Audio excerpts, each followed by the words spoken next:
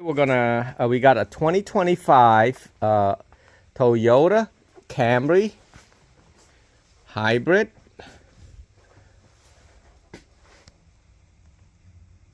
Right there, it's a Camry. So the battery is over here. We're gonna run power to there. Underneath here somehow, or not. I'm not sure how I'm gonna do it yet. Don't want to run it right there. I might be able to, but I like it running over there.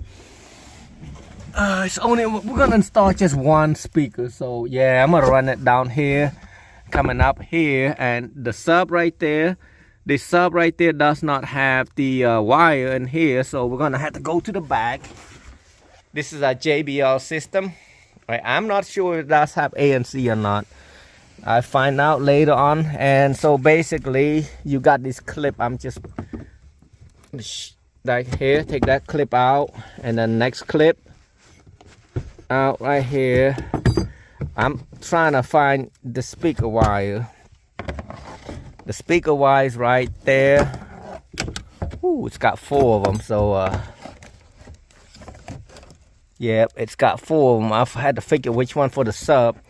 But I'm gonna run the line out converter, so I had to, let me see, I gotta get underneath here.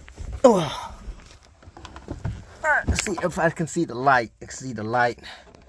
So I'm gonna poke it through there, and hopefully it come down here, this hole. It's hard to do a video like this. So I got the wire, I poke it through behind this plastic right here. Lavender tan is positive.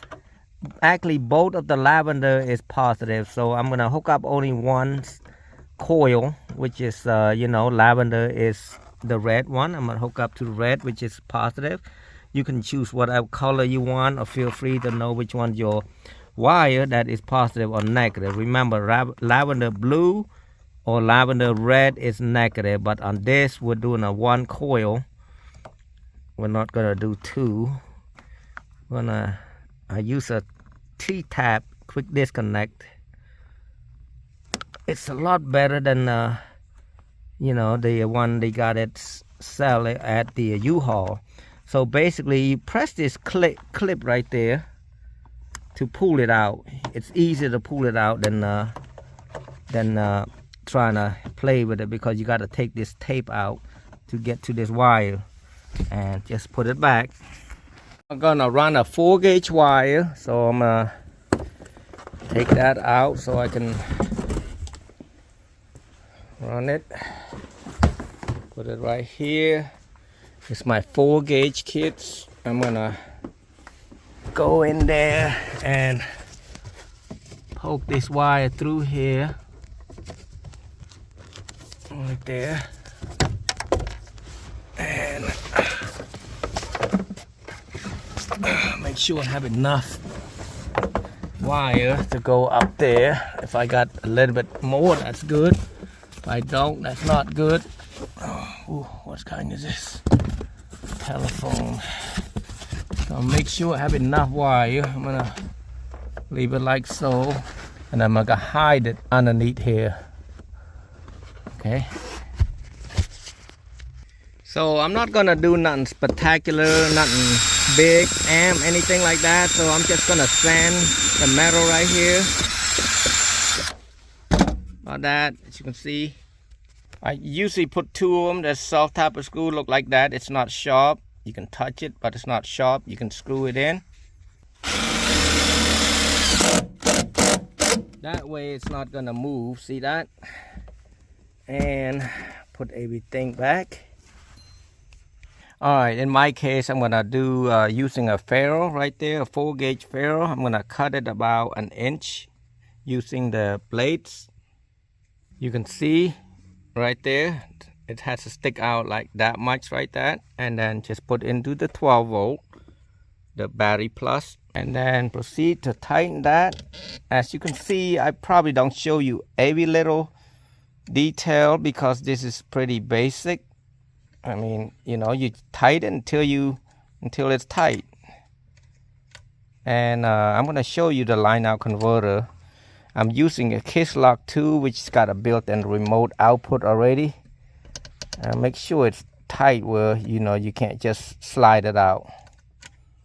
I'm going to show how I'm going to do the line out converter. So I basically got white, black, gray, black right here to one channel, and then white and gray to one channel. White and gray is positive, so on the red right here, which is from the subwoofer there, that was what a lavender tan, would go to the red, which is the red will go to the white and gray. And a little small black wire from the line out converter, I'm gonna slide it together to the ferrule right there, and then put it in. So I got all those wires hooked up. I'm gonna pull the wire back, adjust this wire like this, and zip tie it right about right there. I'm gonna use the wire zip cable zip tie, so I can tie like this. Now I got this 1.5 inch which is 18 inches RCA jack. I'm gonna plug it in. If you don't have it, use a long one, that's fine. It just look bulky and ugly.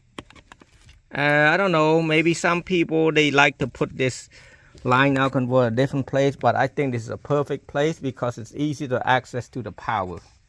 And then you put to the input over here. Look for the input.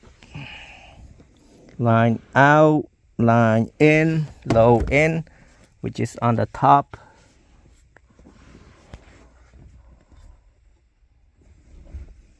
Now this is a 13 millimeter or 1/2 inch. Loosen that up a little bit. I usually don't take completely out. I make it to like a spade terminal and push it in, and then tighten that back up. And voila. That's a fuse holder right there. I mean, I'm not gonna show you how to hook up a fuse holder. It's pretty simple. I did put an 80 amp because it's only a small speaker kickers. Got the speaker installed, and I did put the L bracket right there and right here, so it won't move. As you can see, it's not gonna go nowhere. I didn't put the thick. I put like a less than 1/2 inch screw. So let's close it. Oh, shouldn't close it yet. Need to do it again. I need to pull that open so I can set up the sound. And when you pull this down, you'll see like that. I could have put another one right there, but it's not gonna go anywhere. It's in there, see? So let me make sure everything's set up right. Earlier, when I put this thing back, I guess I had to take this plastic out, because if I had that plastic on when I close it, oh, my lights, I damaged one of the jacks. Let me see, give me some light, guy.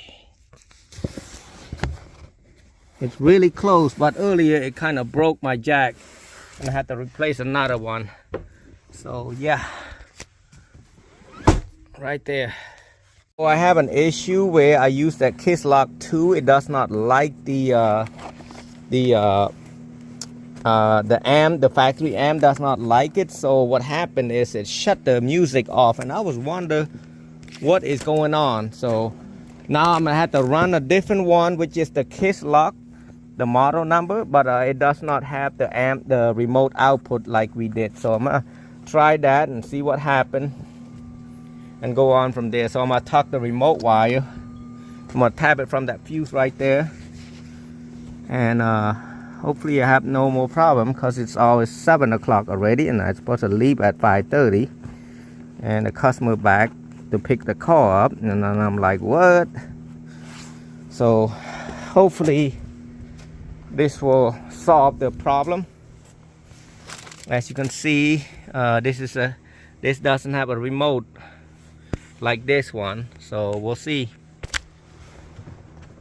So I use the added fuse. Is this model where the fuse will look like this when you buy. You can buy the whole package right there, but I'm using the 7.5, and the original is 10, and 7.5 go to the amp.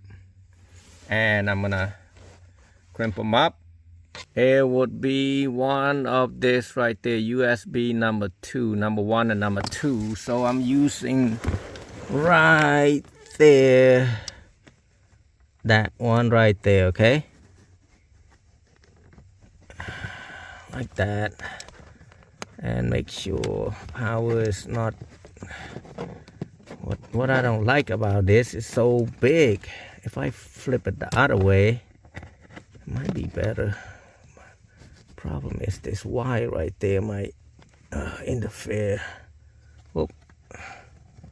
Right there, yeah, it might work like this. The problem is you cannot put original cap back right here. I'm just gonna leave it for them right in here. That way that we don't be looking for it like, hey, where's that at? And I was thinking about go to the front and do that, but yeah, why work harder? You don't have to work hard. Put this back and hopefully it works. Hopefully I don't have to deal with A. So before I crimp this wire back right here, and I'm making sure I'm not gonna do anything yet. Let's see if it works.